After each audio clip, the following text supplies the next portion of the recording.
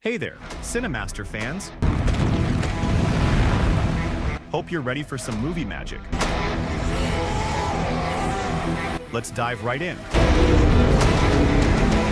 The movie Darkest Minds begins in a school cafeteria, where children are gathered to eat, talking and laughing. Suddenly, one of the students starts shaking. Seeing this, the other students try to help, but the girl is already shaking uncontrollably. Shortly after, her pupils dilate and she crashes her cup before collapsing to the ground. Grace Summerfield dies. A narrator explains that Grace is the first student to die from her school, and within 1 month, half of the students in her class also die. The narrator mentions that she has survived, but doesn't know why. Shortly after, news reporters start covering the incident. They reveal that scientists have identified the mysterious and highly contagious disease, officially naming it IAA-AIN. The deaths of students cause immense pain to parents. Across the country, 90% of the children are now dead. Incidents involving surviving children start happening. The reporters call parents to report if they notice any bizarre behaviors in their children. The president, Gray, is interviewed by journalists, and he gives his interviews as a parent. His son,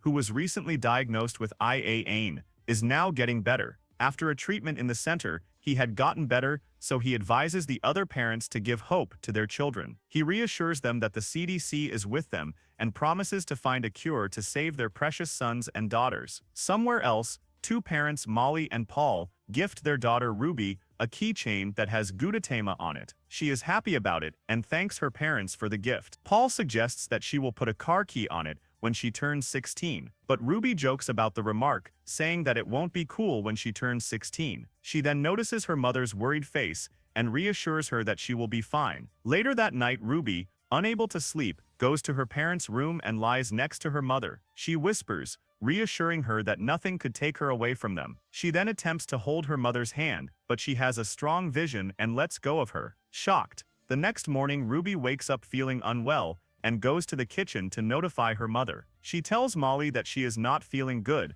but Molly, confused, asks how she got there. Ruby is also confused by this question and calls her mommy, asking what is wrong, but at this point Molly tells her that she is not her mother and asks if she is lost. Before Ruby can process this, Molly takes her to the garage and locks her inside. Shortly after, people in hazmat suits open the garage door and enter. Before Ruby can react, they pick her up and take her to a school bus where other kids are already gathered. They transport them to be diagnosed, and when the bus stops, the soldiers tell them that they must follow the rules or they will be punished. Suddenly, one boy attempts to flee but is quickly apprehended. At that moment, one of the soldiers shoots herself, shocking everyone. Ruby is taken to be diagnosed. There are levels to this disorder, with the green ones being safe to approach and the orange ones being very dangerous, requiring termination. Orange is rare, so the doctor reassures Ruby that she has nothing to worry about and runs the test, only to discover that Ruby is orange. Without reacting to it, the doctor takes out a syringe to inject her, but Ruby realizes the danger and attempts to run away. The doctor catches up to her, but she holds his hands and uses her power to make him think that she is green, among the smartest and safest to approach. After this, Ruby is placed with other kids. 6 years later, the children are now grown-ups and are assigned tasks to do. Ruby is among them, and as she is working, a soldier approaches and gets uncomfortably close to her. Ruby grows nervous as he starts criticizing her work, telling her it is not right. He orders her to look at him, but they are not allowed to look directly at another person, so Ruby lowers her gaze. The soldier becomes aggressive, throwing items off the table. He then confronts Ruby, saying that she is not as smart as the green ones. Another girl speaks up to defend her, but the soldier drags the girl by the hair and throws her out of the room, ordering a frequency test. After they finish their tasks, Ruby and the others go outside, and the soldiers start the frequency test, emitting a white noise through the PA system. This affects everyone, but Ruby collapses to the ground.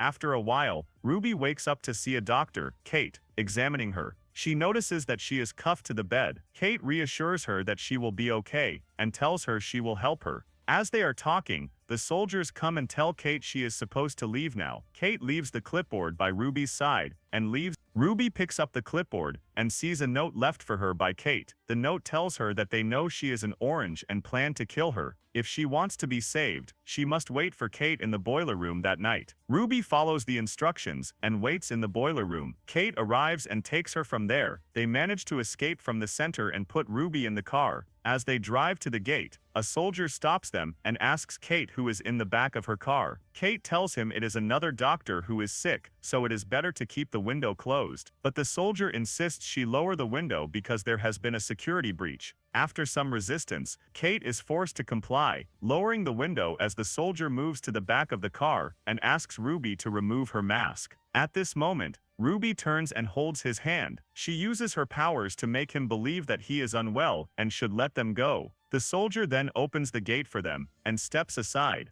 After some time, when Ruby wakes up, she finds herself in town and smiles at the sight of the outside world. She asks Kate why the town is empty, and Kate gives her the grim news. The economy has collapsed, and people have been forced to move to other states. On top of that, there are no kids left. Kate tells Ruby that she is one of the rare children and would be killed if caught. She then gives Ruby a pendant with a tracking device, instructing her to press it if they ever get separated. They stop at a gas station where a man named Rob is waiting for them. Kate greets him and introduces Ruby. Rob tells Ruby they don't have much time and gives her a cloth to change into. As Ruby turns to walk away, she stumbles on something and Rob catches her by the hand to prevent her from falling. At that moment, Ruby sees a vision of Rob chasing and catching her, which makes her feel uneasy, and she quickly walks away. She goes inside the supermarket at the gas station to change, and as she is doing so, she sees a girl. The girl, Zoo, notices Ruby and touches the refrigerator.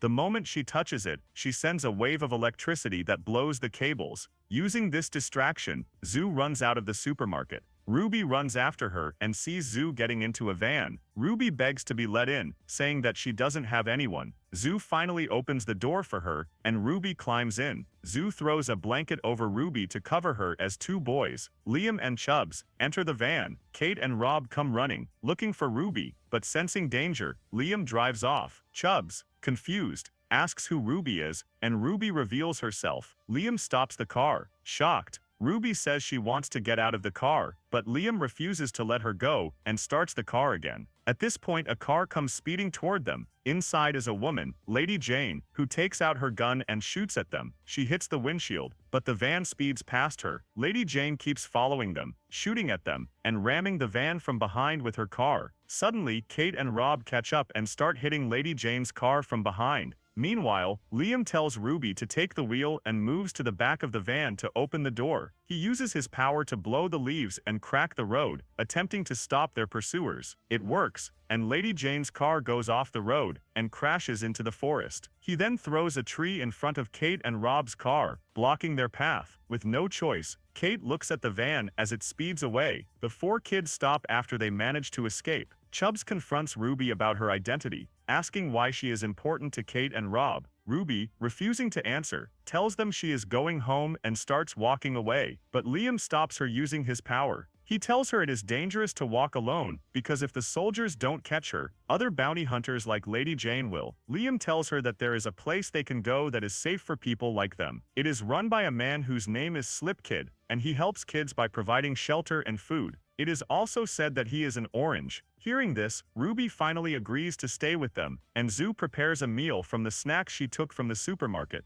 They all sit down to eat. They go back to the van and start driving. Ruby tells them that Kate risked her life to get her out and was going to take her to the League. She suggests they go to the League now because they will get help there. Liam tells her that he and his brother had been in the League before. Initially, they were taught how to control their powers, but then they started teaching them how to break an arm and other combat skills. Liam escaped because he didn't want to be a soldier. He then calls the League cruel. Ruby defends Kate, saying she didn't do anything cruel and only helped her escape. Liam retorts, asking why Kate would risk her life to save her if she wasn't benefiting from it. He then asks why Ruby ran away from Kate if she trusts her so much. He tells her that no one can help them and that they can only help themselves. Back at the center, the captain punishes the doctor for misdiagnosing Ruby 6 years ago. He puts an orange in the room with the doctor and locks the two inside. As the captain and another soldier walk away, they hear the doctor's screams from behind. Ruby is in a motel. Looking at the keychain her parents gave her for her birthday, she starts having flashbacks of the good days.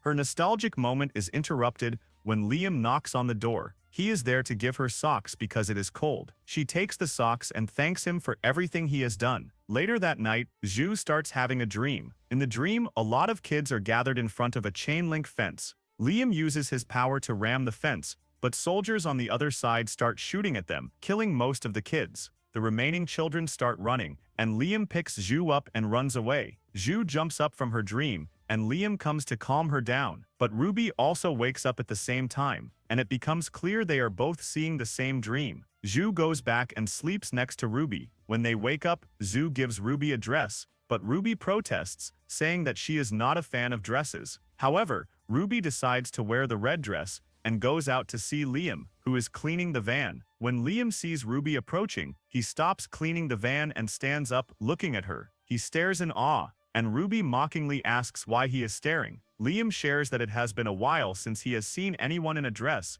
and tells her she looks good. Ruby mentions that the dress was given to her by Zhu, and Liam tells her that Zhu likes her. She then joins him in cleaning the van. They start scraping the letters off the van. As they are doing so, the door to one of the motel rooms opens and tracers walk out. Both Liam and Ruby stand up, and Ruby's eyes glow. The tracers quickly walk away. Liam asks what happened, but Ruby doesn't know either. After cleaning the van, they all get inside and resume their journey. In the van, they hear a speech from the president's son, who is cured of the disease, encouraging others to come forward because it is possible for them to be cured too. The group mocks the speech, remembering the posters that say, "If I am healed, you can be too." They reach an abandoned mall and decide to gather some supplies, stopping to go inside. As soon as they enter, they start taking what they think is necessary, from clothes to food and other essentials. Suddenly, Ruby sees a sign on the ground that says, "Get out." Then they hear people moving. Something lifts Liam up and throws him on top of Ruby. Then it lifts both of them up, and as it is about to throw them again, Liam uses his power to keep them floating, but they are still thrown to the side. A group of 4 kids then approaches to attack them. Zhu uses her power to electrify the area,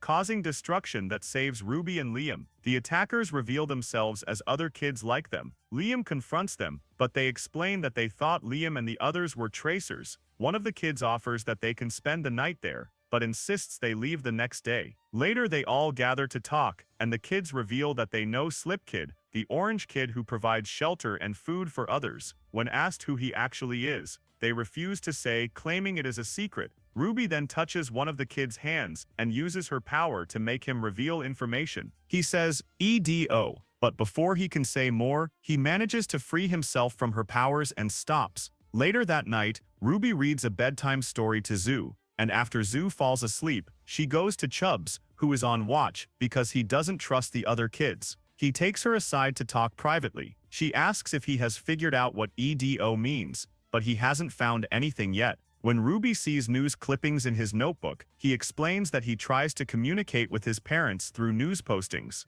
Suddenly, Chubbs gets an idea. He explains that police use frequencies others can't hear. Kids can hear frequencies adults can't, which is why the white noise works on them, but not on adults. He suggests that EDO could refer to a frequency. Since frequencies are numbers, they convert EDO into a number and tune it on the radio. The number leads to a station broadcasting a message: "If you are one of us, come join us in Lake Virginia." Ruby and Chubbs are excited about the discovery, and the group decides to head to Lake Virginia, which is also Ruby's hometown. They drop her off at her house and say farewell. Ruby walks up to her house and sees her mother through the door. But before stepping inside, she has a vision of her parents not recognizing her, and her mother pushing her away. Overcome with emotion, Ruby decides not to go in. She runs back to the group and throws her keychain aside. As Ruby cries alone, standing in a field, Liam calls out from behind and gives her the keychain she dropped. He tells her that even though she can't reunite with her parents, she will always have them. He then hugs and comforts her.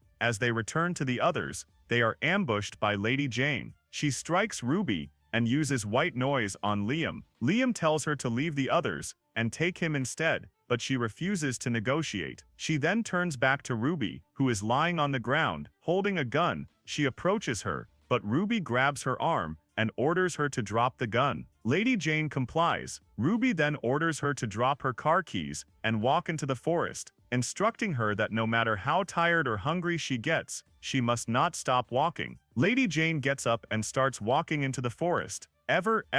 Ruby then collapses to the ground. When she wakes up sometime later, she finds herself lying in the van. She hears Liam and Chubbs arguing. Liam insists they should take her with them, while Chubbs argues it will cause problems if they do. Assuming they are talking about her, Ruby walks over and tells them she will leave so they don't have to argue. As she walks away, Chubbs calls out to her, explaining that they were talking about the car, not her. He also admits that he suspected she was an orange from the very beginning. Ruby sits with them, and they reassure her that there is nothing wrong with being an orange. She tells them it's something she cannot control, and it takes so little for her to affect others. She expresses her fear of causing harm, and her effort to avoid physical contact. After some discussion, they decide to continue their journey. To avoid attracting attention, they leave the car behind. Though Liam is sad to part with the car, they agree it's the safest option. They keep walking while talking, laughing, and enjoying the peace. Suddenly, as they are walking on the streets, lots of kids with guns surround them and order them to get on the ground. One of them recognizes Liam and then tells the others to lower their guns. The kid that recognizes Liam, Mike, greets them and tells them they have reached the settlement of Slipkid. They enter the settlement and see kids going about their day. They are all happy and free. They get inside one of the rooms and meet Slipkid, who turns out to be Clancy, the president's son. Clancy is happy to see them and recognizes all of them. He is the last remaining orange other than Ruby. After greeting them, he tells them the room they will be living in and tells them to rest because there is a lot to do there. Later that night, everyone gathers to have fun. Liam and Ruby sit alone, looking at the other kids dancing. Liam then asks Ruby to dance, but she refuses. He then gets up and uses his power to make her get up. They go to the other kids and they start dancing. As they are doing so, he tells her she is beautiful. Clancy sees them dancing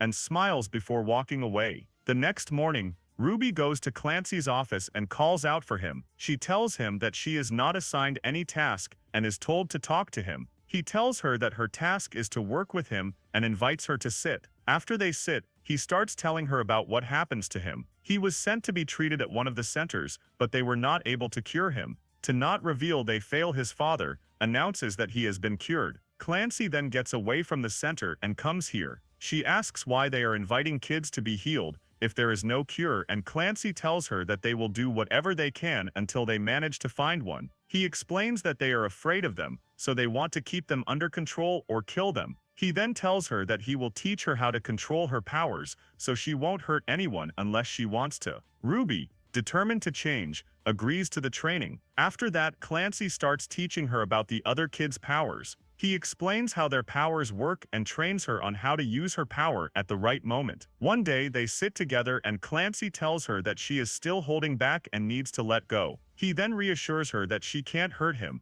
and holds her hands. At this point, Clancy starts looking into Ruby's past. That night, when she touched her mother, she unknowingly erased herself from their memory. That's why her mother didn't recognize her the next day. Clancy is shocked by this revelation and realizes that Ruby is more powerful than he is. He admits that he doesn't know what it is or how to reverse it, but reassures Ruby that they will figure it out together. As they are talking, Liam stands by the door, listening. Ruby tells Clancy that she has never met anyone like him who is exactly like her. Hearing this, Liam angrily walks away, jealous of their connection. Later, Ruby goes to where Liam is, but sees that he is angry. When he sees her walking in, he asks how the training is. She tells him it is intense. Liam changes the subject and tells her that the two of them, Clancy and her, are getting close. Ruby, confused, asks what he means by that. Liam angrily explains and asks why she is hiding things from him and refraining from getting close to him. Ruby explains that she is trying not to hurt him,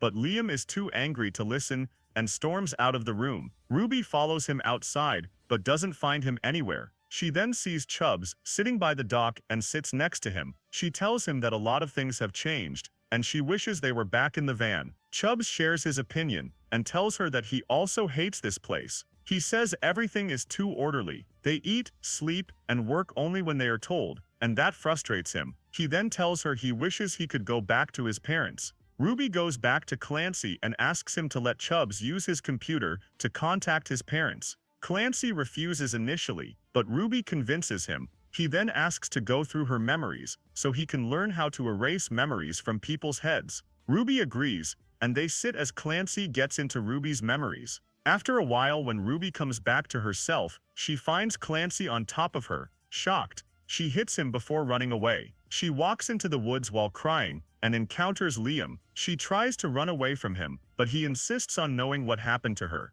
When he insists, she touches his face, and he sees what happened. Angry, he decides to confront Clancy, but Ruby begs him to leave it alone, and tells him they should leave immediately. They go back to the others, gather their belongings and head to the gate, but they are caught by soldiers. The captain reveals himself, and Liam throws him away. At this point, Clancy shows up and makes Liam dizzy. He then starts beating him, but Ruby uses her power to make the captain shoot himself, and Zoo electrifies the place. Using this distraction, the four of them run. Suddenly, other soldiers arrive and use their power to emit fire. Ruby tells the others to run because she is the only one who can fight Clancy. She comes face to face with Clancy, and uses her power to control the soldiers, making them side with her. Clancy counters by making the soldiers shoot themselves. Ruby, exasperated by the power she uses, falls to her knees as Clancy approaches her. Ruby gathers all her remaining strength and causes a helicopter flying above to crash onto Clancy. At that moment, Chubbs arrives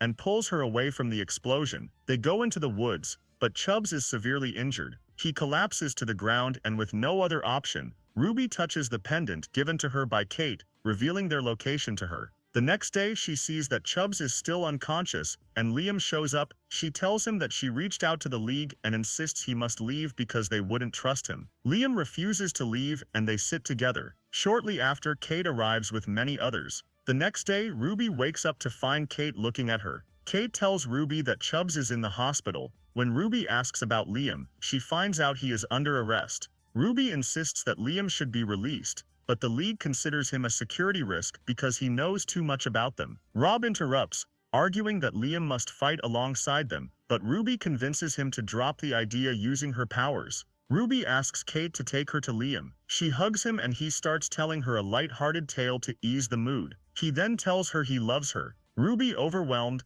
touches him and removes herself from his memories. When he opens his eyes, he no longer remembers who Ruby is. He is given his belongings back and is allowed to leave, but Ruby's keychain is hanging on his bag. Ruby decides that she will fight for them, believing the only way to do so is by letting Liam go. As Ruby narrates her determination, Liam is shown running into the woods. Chubbs is shown in the hospital, and Zoo is shown getting into a truck with other kids. Finally, Clancy, who has survived the explosion, is seen with other soldiers. Ruby steps in front of a crowd and raises her hands with determination, and the movie ends. If you liked the video, subscribe to the channel and activate the notification button so you never miss an updates. See you in the next video.